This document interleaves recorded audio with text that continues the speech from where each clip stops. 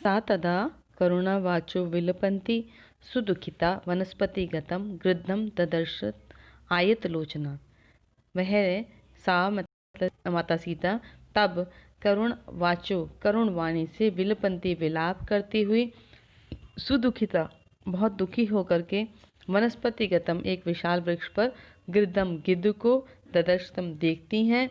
आयत लोचना आयत लोचन मतलब होता है नयन और आयत का मतलब है बड़े विशाल नेत्रों वाली। क्या बोलती हैं? कहती हैं कि जटायु पश्य जटायु पश्य देखो मम आर्यम ह्य अनाथवत अनेन राक्षेश इंद्रेण करुणा पाप कर्मणा। हे जटायु पश्य देखो मम आर्य हे आर्य मम मुझे हियम अनाथवता अनाथ के समान हियम माना है ले जाते हुए अनेन इस राक्षेश इंद्रेण यानी राक्षसों के राज इंद्र से करुण पाप कर्मणा करुण करुण जो मेरी दयनीय स्थिति है उसे देखो पाप कर्मणा इस पाप कर्मी के द्वारा ये पाप कर्म करने वाले राक्षसों के राजा के द्वारा मुझे अनाथ की तरह ले जाते हुए देखो। तम शब्दम सुप्तस्तु उन शब्दों को सोए हुए जटायु रथा जटायु ने सुना शुश्रुए रथ सुना जटायु ने रथ की तरफ निरीक्ष्य देखा रावणम रावण को क्षिप्रम शीघ्रता से वैदेही वैदेही मतलब माता सीता का नाम है वैदेही वैदेही को च ददर्शन और वैदेही सीता की तरफ देखा स उसके द्वारा किसके द्वारा जटायु के द्वारा।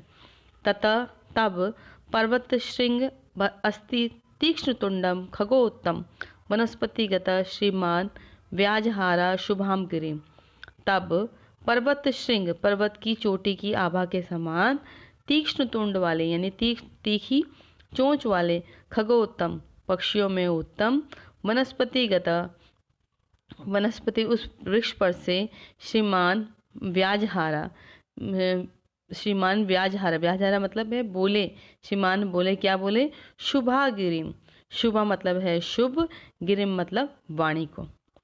निवर्त्य मतीम नीचाम परदार अभिमर्शनात् न तत्समाचरे धीरो यत परो अस्य विग्रहेत। निवर्त्य मतलब है रोक लो हटा लो मति मतलब है बुद्धि को नीचा मतलब नीच बुद्धि को। कैसी नीच बुद्धि को? जो पर दारा अभिमर्शनाथ पर मतलब है पराई दारा मतलब है स्त्री को अभिमर्शनाथ पराई स्त्री के स्पर्श से ना नहीं तत्समाचरित ऐसा आचरण करना चाहिए ऐसा आचरण नहीं करना चाहिए। धीर पुरुष को विद्वान पुरुष को यानी कि बुद्धिमान पुरुष को ऐसा व्यवहार नहीं करना चाहिए। कैसा? यत जो परोस्य परायों के द्वारा यानी दूसरे लोगों के द्वारा विग्रह हरियत जिसकी निंदा की जाए ऐसा आचरण एक बुद्धिमान पुरुष को नहीं करना चाहिए। कहने का मतलब ये है कि पराई स्त्री के जो स्पर्श है ये एक ऐसा कार्य है जिसके लिए दूसरे लोगों के द्वारा उनकी निंदा होगी और यदि वे बुद्धिमान पुरुष हैं तो उन्हें इस तरह का आचरण नहीं करना चाहिए।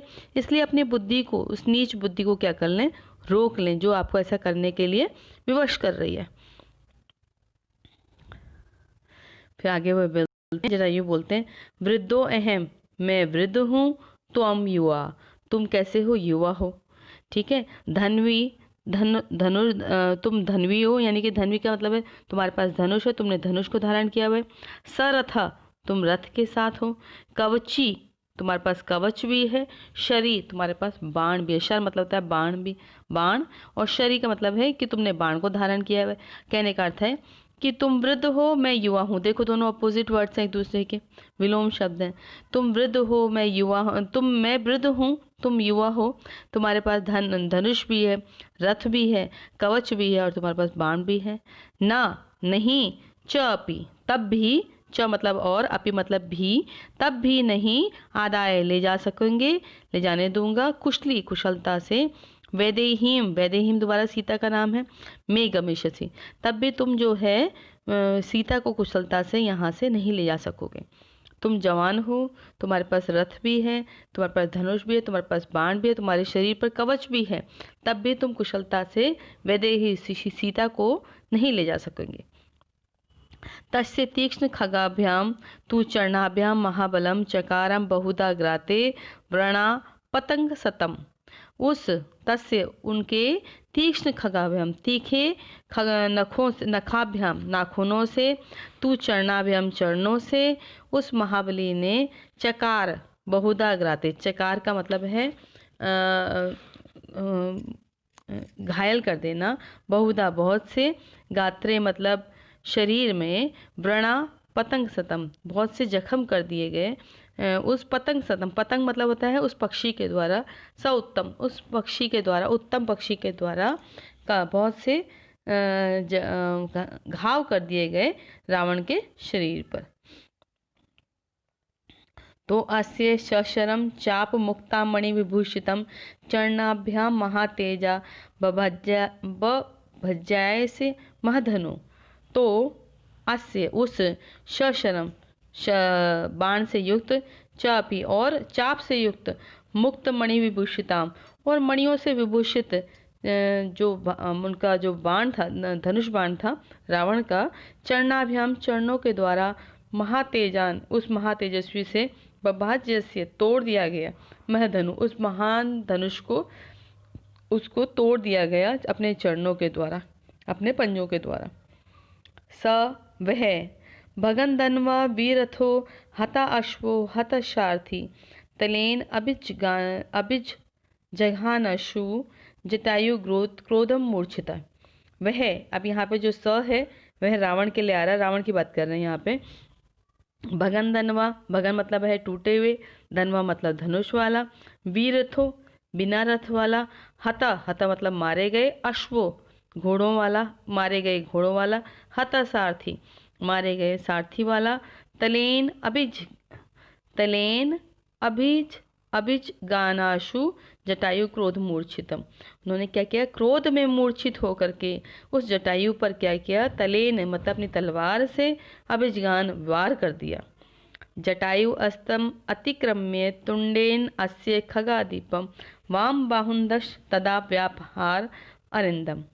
जटायु ने भी अतिक्रम्य, अतिक्रमण करते हुए मतलब उनको रोकते हुए, तुंडेन अस्य अपनी चोंच से उस खगादीप उस पक्षियों के अधिप ने, स्वामी ने, वाम बाहुंदाश मतलब बाएं बाहुंदश बाएं तरफ से बाहों को, दशों को, तदा तब, व्यापार अरिंदम, अरिंदम मतलब है शत्रु को विनाश करने वाले ने, व्यापार है क्या कर दिया, उनका नाश कर दिया। ये लेसन आपको यहाँ पे ख़त्म होता है। वाम बाहुंदश तथा व्यापारतम मतलब उन्होंने शत्रुओं का नाश करने वाले, अरिंदम मतलब होता है शत्रुओं का नाश करने वालों ने उनका, वाम बाहुंदश उनकी दशों बाहों का जो है नाश कर दिया। ये आपका लेसन कंप्लीट होता है। यहाँ पर आप इसकी वर्कशीट देख लेंगे।